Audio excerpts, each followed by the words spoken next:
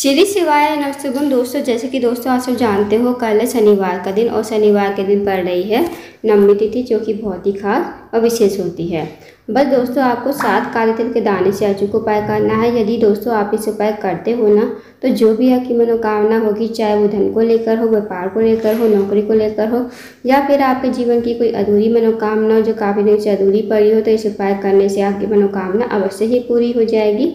साथ ही अगर आपके जीवन में कोई समस्या है धन को लेकर, कर्ज को लेकर, तो वो समस्या भी आपके जीवन से समाप्त हो जाएगी। पूज्य गुरु जी कथा को सुनकर उपाय को अच्छे से समझाने का प्रयास करेंगे। तो आइए दोस्तों जानते हैं उपाय कैसे करना है। दोस्तों पहला जो उपाय है वो है मनोकामना पूर्ति के लिए। यदि आपकी कोई विशेष मनोकामना है धन को लेकर, व्यापार को लेकर, नौकरी को लेकर, तो आप इस उपाय को अवश्य कीजिए। इस उपाय करने के लिए आपको सबसे पहले लेना है 7 काले तिल के दाने। साथ ही आपको लेना है 1 चम्मच शहद, और शहद को आपको कटोरी में डाल लेना है, और 1 लोटा जल आपको लेना है तांबे के पात्र में। अब आपको चले जाना है शिव जी के मंदिर में। इस उपाय को दोस्तों आप सुबह से लेकर शाम तक कभी भी कर सकते हो।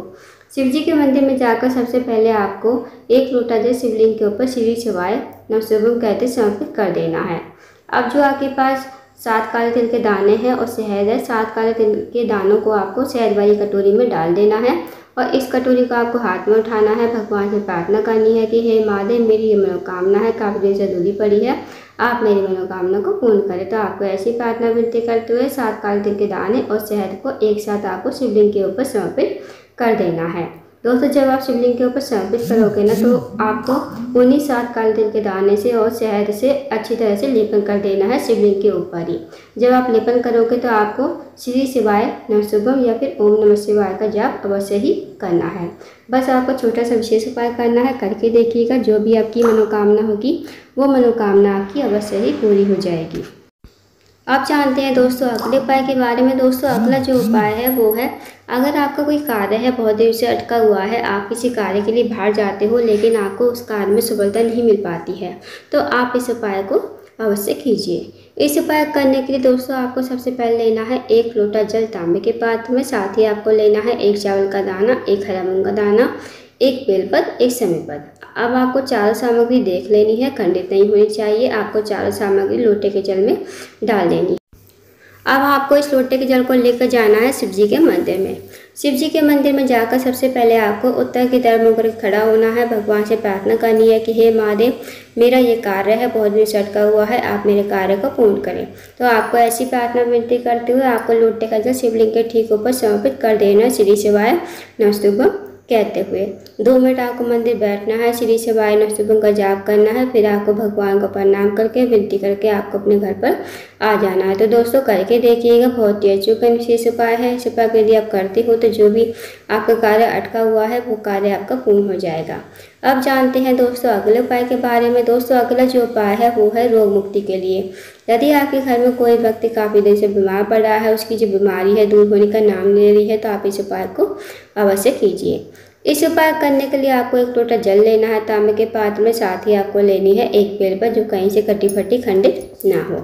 अब दोस्तों आपको चले जाना है शिव जी के मंदिर में। शिव जी के मंदिर में जाकर सबसे पहले आपको 1 लोटा जल शिवलिंग के ऊपर श्री शिवाय नमस्तुभम कहते समर्पित कर देना है। अब जो आपके पास बेलपत्र है ना, बेलपत्र को आपको अपने हाथ में रखना है। भगवान से प्रार्थना करनी है कि हे महादेव, मेरे घर का ये व्यक्ति है काफ़ी दिन से बीमार पड़ा है, आप इसकी बीमारी को ठीक करें। तो आपको ऐसी प्रार्थना विनती करते हुए आपको बेलपत्र को कुंडकेश्वर महादेव का नाम लेते हुए और उस रोगी व्यक्ति का नाम गोत्र बोलते हुए कुंडकेश्वर महादेव का नाम लेते हुए बेलपत्र को आपको शिवलिंग के ऊपर समर्पित कर देना है। फिर आपको 2 मिनट मंदिर बैठना है, श्री शिवाय नमस्तुभम का जाप करना है। अब जो आपने बेलपत्र चढ़ाई दी ना दोस्तों शिवलिंग के ऊपर, वो आपको महादेव से विनती करते हुए औषधि के रूप में आपको अपने घर पर लेकर आनी है। इस बेलपत्र को घर पर लाकर उस रोगी व्यक्ति खिलाना है। जो रोगी व्यक्ति आपके घर में काफ़ी लंबे समय से बीमार पड़ा है, उसको आपको कुंडकेश्वर महादेव का नाम लेते हुए इस बेलपत्र को चबा चबा कर खाने को कहना है। यकीन मानिए दोस्तों जो भी उसकी रोग बीमारी होगी ना धीरे धीरे ठीक हो जाएगी। तो करके देखिएगा, बहुत ही अचूक विशेष उपाय है। अब जानते हैं दोस्तों अगले उपाय के बारे में।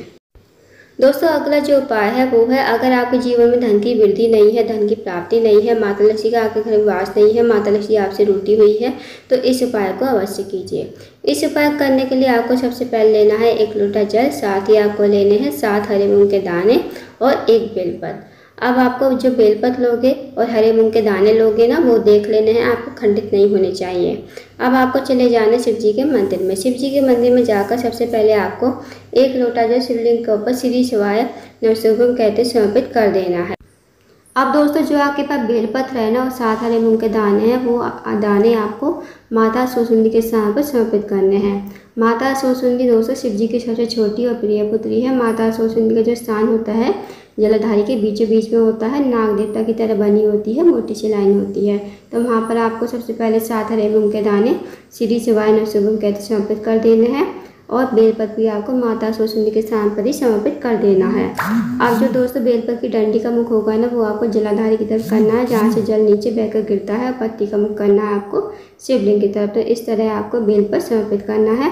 उसके बाद आपको माता अशोक सुंदरी महादेव से प्रार्थना कर लेनी है कि हे महादेव, मेरे जीवन में धन की वृद्धि नहीं है, धन की प्राप्ति नहीं है, माता जी के यहाँ धन वास नहीं है, माता लक्ष्मी हमसे रूठी हुई है। आप कुछ ऐसी कृपा करें कि हमारे जीवन में धन की वृद्धि हो, धन की प्राप्ति हो और माता लक्ष्मी हमारे घर में हमेशा वास करे।